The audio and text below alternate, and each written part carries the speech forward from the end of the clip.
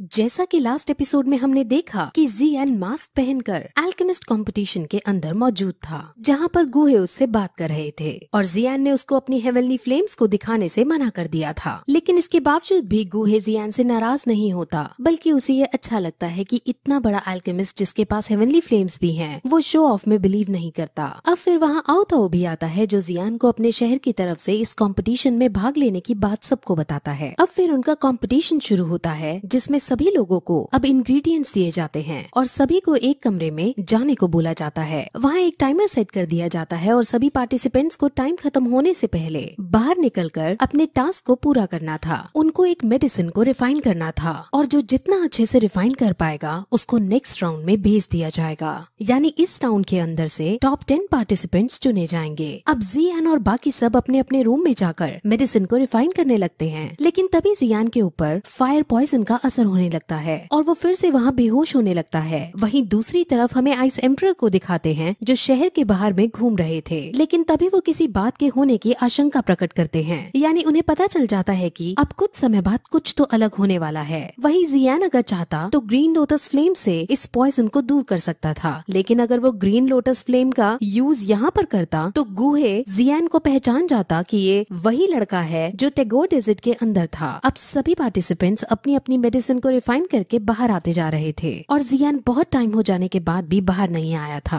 आओताओ को टेंशन हो जाती है कि अब तक जियान बाहर कैसे नहीं आया। उसे अपनी हार का डर सताने लगता है और अब वहाँ टाइम खत्म ही होने वाला था। वहीं अंदर जियान, जो पॉइजन के कारण फ्रीज हो गया था, वो निकलने की बहुत कोशिश करता है और अब इस बार फाइनली कोशिश के बाद वो फिर होश में आता है। अब उसके लिए टाइम बहुत कम बचा था, इसलिए उसे समझ नहीं आता कि क्या करना चाहिए, लेकिन वो फिर भी हिम्मत ना हारते हुए अपनी बॉडी का पूरा पोटेंशियल यूज करके और पर्पल फ्लेम का सहारा लेकर जल्दी जल्दी मेडिसिन को रिफाइन करने लगता है। अब टाइम खत्म होने में 1 सेकंड बचा था और आओताओ अपनी हार को एक्सेप्ट कर चुका था और अब प्रेसिडेंट फामा भी टाइमर को स्टॉप करने वाले थे, लेकिन तभी एंड मौके पर जियान के रूम का दरवाजा खुलता है और जियान बाहर आ जाता है। अब आओताओ को चैन की सांस मिलती है और अब सब पार्टिसिपेंट्स को एक लाइन में खड़ा किया जाता है। अब एक मशीन उन्हें दिखाई जाती है, जिसके अंदर उन्हें अपनी दवाई को रखना होगा और वो मशीन उनकी दवाई कितनी ज्यादा रिफाइन हो पाई है वो मेजर करेगी। अब सब पार्टिसिपेंट्स अपनी अपनी दवाई उस मशीन में रखते हैं और उस मशीन के अंदर उनके स्कोर भी आ जाते हैं।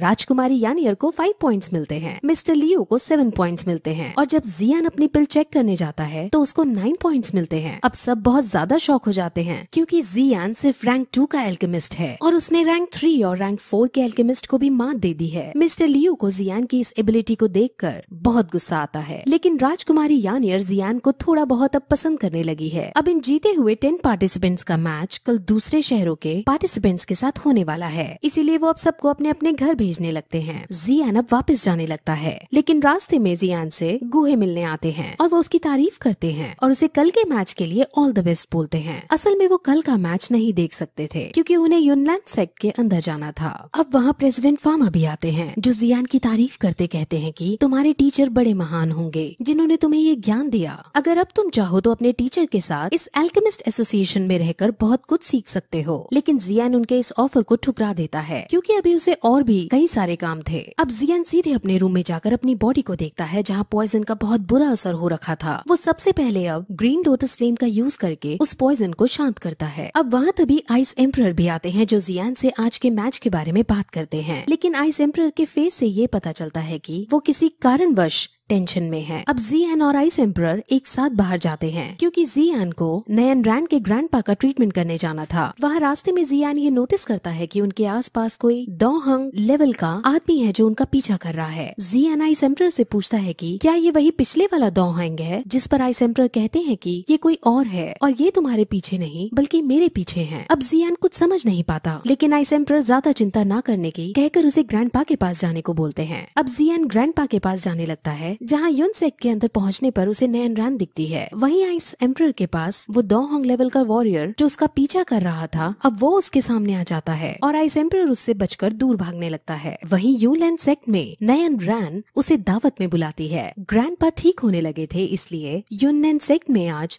बहुत बड़ी दावत रखी थी और नयन रैन अब जियान को भी इनवाइट करना चाह रही थी, लेकिन जियान उसे साफ मना कर देता है। वो कहता है कि जब दावत खत्म हो जाएगी तब वो ग्रैंडपा का इलाज करने आ जाएगा। लेकिन तभी वहाँ अब याफी भी आती है। याफी दावत को अटेंड करने आई थी और अब वो जियान को देखकर उसके पास आकर दावत के लिए मनाने लगती है। जियान नहीं आना चाहता था, लेकिन याफी उसकी बहुत अच्छी दोस्त थी जिसका अब वो और ज्यादा अपोज नहीं कर पाता और दावत के अंदर चला जाता है। वहीं दूसरी तरफ हमें एक आदमी को दिखाया जाता है जो घोड़े पर सवार होकर भागे भागे यूनियन सेक्ट की तरफ आ रहा था। वहीं दावत के अंदर ग्रैंडपा आकर अपनी अच्छी सेहत के बारे में सबको खुशखबरी देते हैं। उस दावत में छोटे बड़े सभी लोग मौजूद थे और वहाँ पर मिल्टर ऑक्शन हाउस के चेयरमैन टेंग शैन भी थे। वो जियान से बात करते हैं और उसको कहते हैं कि अगर तुम्हें कभी भी कोई हेल्प चाहिए तो याफी से बात कर लेना। वहीं नयन रैन के ग्रैंडपा टेंग शैन को जब जियान से बात करता देखते हैं तो उन्हें ये पसंद नहीं आता। असल में ग्रैंडपा नहीं चाहते थे कि जियान जैसा ताकतवर आदमी मिल्टर फैमिली का दोस्त बने। वो फिर नयन रैन को बताते हैं कि ये सब याफी की वजह से हो रहा है। जियान की याफी से अच्छी बॉन्डिंग बन गई है जिस वजह से अब मिल्टर ऑक्शन हाउस को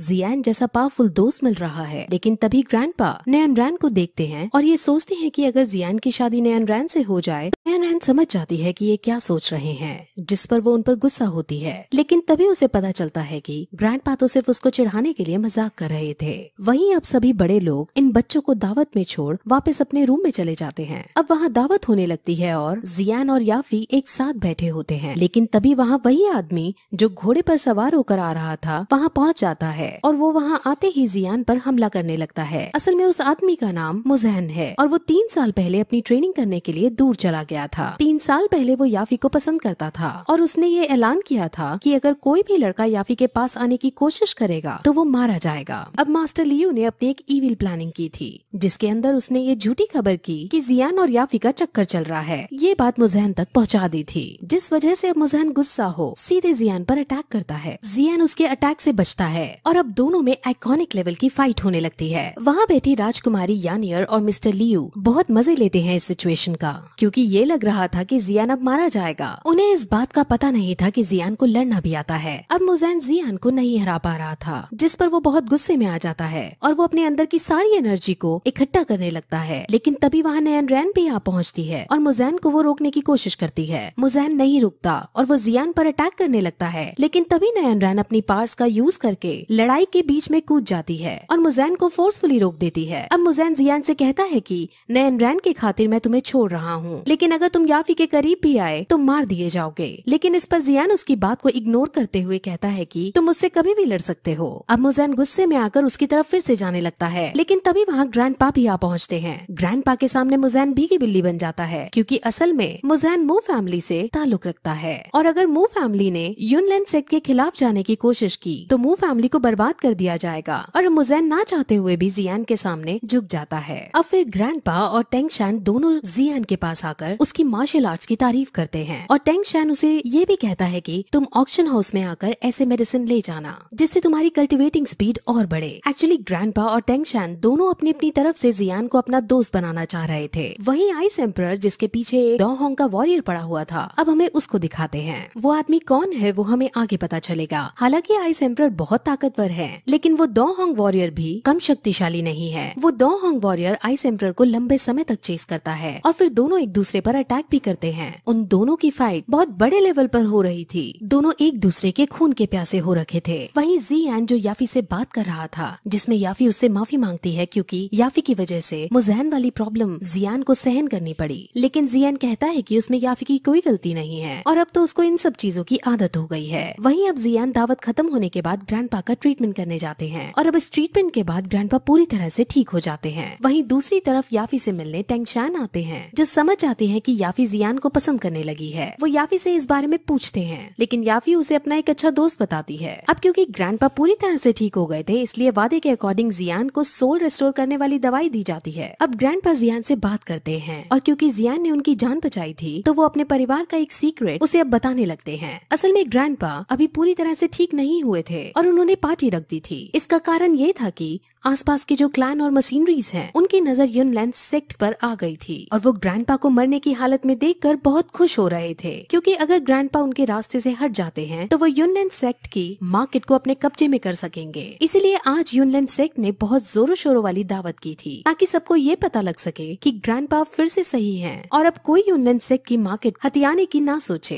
अब वो अपने सीक्रेट्स बताकर जियान से कहते हैं कि हम दोनों को अब दोस्त बन जाना चाहिए, लेकिन जियान उनसे ये कहता है कि मैं सिर्फ एक एल्केमिस्ट हूँ और आपके जितने बड़े आदमी की दोस्ती मेरे लिए थोड़ी बड़ी बात हो जाएगी। वो फिर वहाँ से उठकर जाने लगता है और रास्ते में वो याफी को देखता है। याफी को ब्लैक आउट हो जाता है और याफी अब उससे बहकी बहकी बातें करती है और उन बातों का मतलब जियान को समझ नहीं आता। असल में याफी जियान के प्यार में बहक गई थी, लेकिन अभी उसके पास इस सब का टाइम नहीं है, क्योंकि सबसे पहले उसे मुज़ैन से पीछा छुड़ाना है। वो अपने आप को नयन रैन से भी कंपेयर करती है और सोचती है कि मेरे पास नयन रैन जितनी कल्टिवेटिंग स्पीड तो नहीं, लेकिन मैं मिल्टर ऑक्शन हाउस में टॉप की पोजीशन पर पहुंचकर अपने आप को साबित जरूर कर सकती हूँ। वहीं अब जियान जो बाहर जा रहा होता है, वो आसमान में आइस एम्परर और दो होंग वॉरियर को लड़ते हुए देखते हैं। उनकी लड़ाई इतनी भीषण चल रही थी कि पूरे युनलैंड सेक्ट को वो आसमान में नजर आने लगते हैं। अब युनलैंड सेक्ट के छोटे बड़े सभी लोग उनकी लड़ाई के पीछे जाने लगते हैं। जियान भी आइस एम्परर के पास जा रहा होता है, लेकिन तभी उस पर अब फिर से मुज़ैन अटैक करने लगता है। जियान के पास अब मुज़ैन के साथ खेलने का टाइम नहीं था, इसलिए वो पर्पल विंग्स का यूज करते हुए उड़कर सीधे उनके पास जाने लगता है। नयन रैन के साथ साथ बाकी सब भी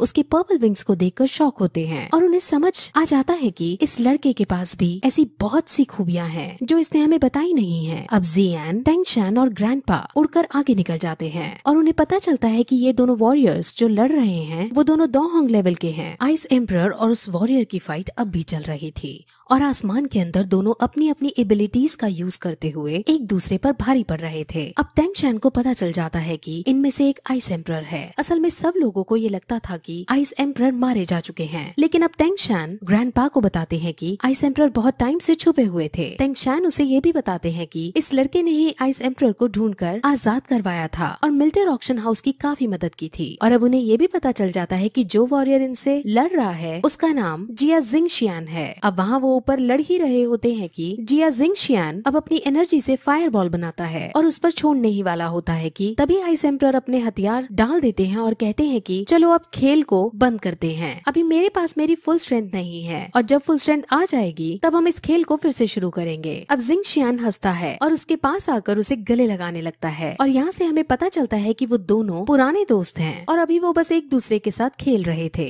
दोनों को एक दूसरे से मिले लंबा समय हो गया था, जिस वजह से दोनों एक दूसरे को देखकर बहुत खुश हो रहे थे और अब इसी तरह से ये एपिसोड खत्म हो जाता है।